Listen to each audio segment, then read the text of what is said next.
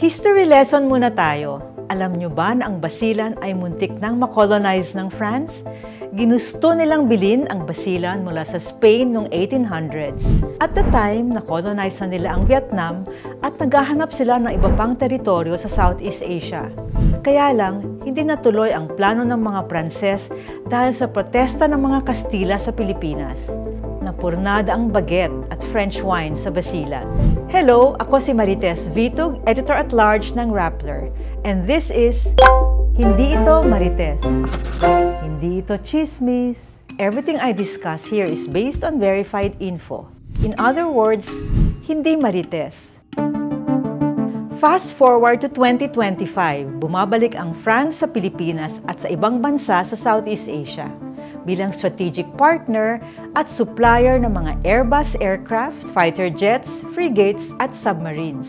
Kamakailan lang dumalaw si President Emmanuel Macron sa Vietnam, Indonesia at Singapore.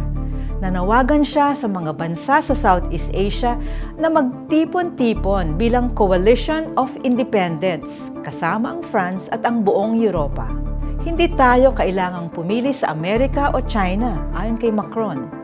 Ang mahalaga ay tumayo ang mga bansa sa ating rehiyon para sa rules-based order at hindi papayag na mabuli.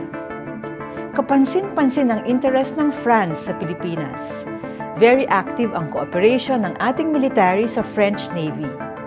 Noong Pebrero, first time na pumunta dito ang French Carrier Strike Group na pinamunuan ng aircraft carrier Charles de Gaulle.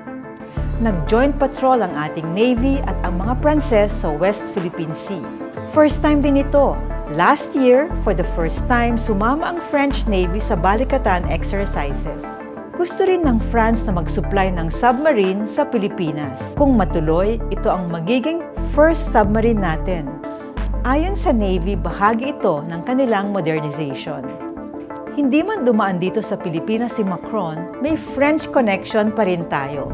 Para sa buong storya ng isyong ito, i-download ang Rappler Communities app.